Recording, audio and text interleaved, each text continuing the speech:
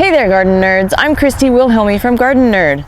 We're back at my community garden today, where gophers have been a huge influence and problem over the last several years.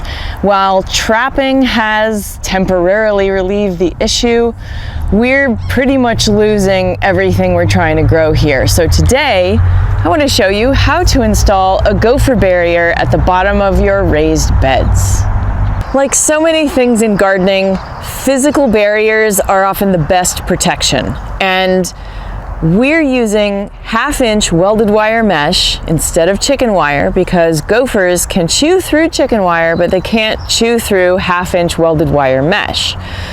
1/2-inch welded wire mesh, or hardware cloth, that it is weirdly called, is big enough to help relieve compaction or not create as much compaction in the bottom of your bed as if you were using 1/4-inch mesh instead. So this still allows roots to penetrate through, and if you have, carrot tips will grow through these. I've done this before in my home garden at the Gardenerd test garden. And the welded wire mesh is strong enough to keep the gophers out. The trick, though, is that you have to attach it very securely all the way around the perimeter of the interior of the raised bed. Today we're going to be replacing a bed in my neighbor's plot and installing a gopher barrier at the same time. You can install this in one of your existing raised beds. It just so happens that this bed, we've already tested it, and the interior is so spongy it won't hold a screw. So we're replacing the raised bed and then installing the barrier. If your beds are still intact, you can absolutely do this to an existing raised bed. The first thing you have to do is dig out the soil.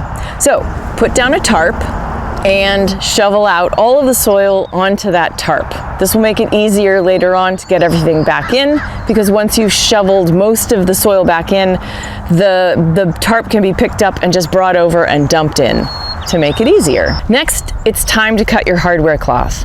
For our purposes, we're using a 4-foot wide hardware cloth, which is, when you get to the interior dimensions, a couple of inches longer than what we need for the inside of the raised bed.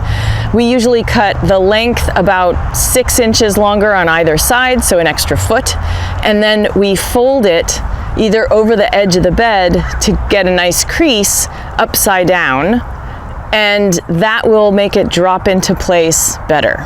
To make it easier to fit inside the raised bed, we use the outside edge of the wood to crease the fold and fold in the corners, but you have to measure your interior dimensions and go just shy of that. Then, when you flip it over and drop it into place, it fits pretty nicely inside. The next step is your most important step because it's all about building a fortress, honestly. Staples will wear out after a while, and they're not really strong enough to hold the hardware cloth in place all the way across the length of the board.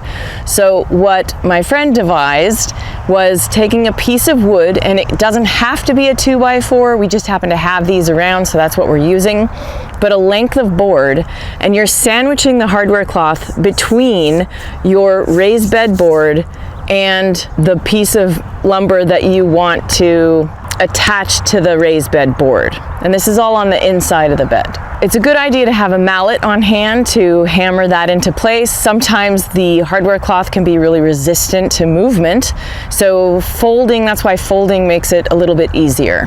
Also, a recommendation, you're going to want to cut 2 sides shorter than your interior dimensions by the width of your boards that you're installing on both sides. So you're going to take, so for example, if your board is 1 inch thick, you're going to have one board that covers all the way to the edge, but your other boards are going to be shy by 2 inches, meaning 1 inch for this side and 1 inch for this side.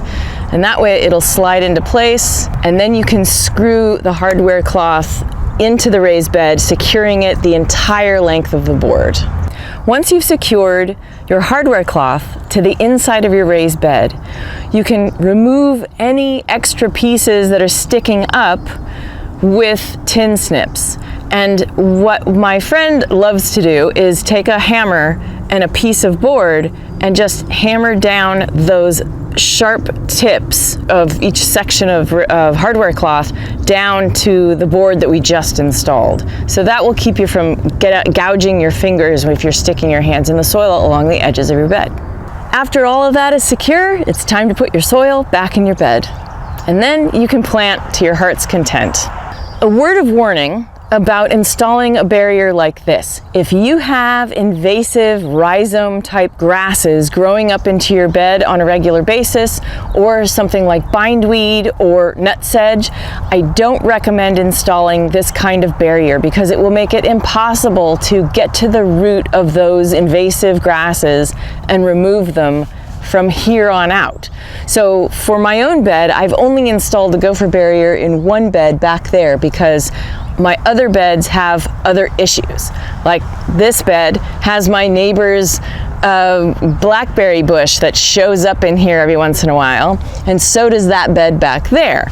But I'm gonna see if I can eradicate that from the bed over the next season, and then maybe I'll install a root barrier. So that's it. That's how you can install a Gopher barrier into an existing raised bed or a new one. Either way, it's going to make your life so much better in terms of what you can grow and harvest for yourself. If you like this video, share it with your friends, and don't forget to subscribe and turn on notifications to find out when our next video comes online. And consider becoming a Patreon subscriber to support all the free stuff we do here at Gardenerd. Patreon subscribers get access to behind the scenes goodies every month and monthly hangouts with me. So I hope you can join me in Patreon. Also, check out my gardening books, Grow Your Own Mini Fruit Garden for growing fruit trees in small spaces, Gardening for Geeks for growing vegetables in small spaces, and my novel, Garden Variety. Happy gardening!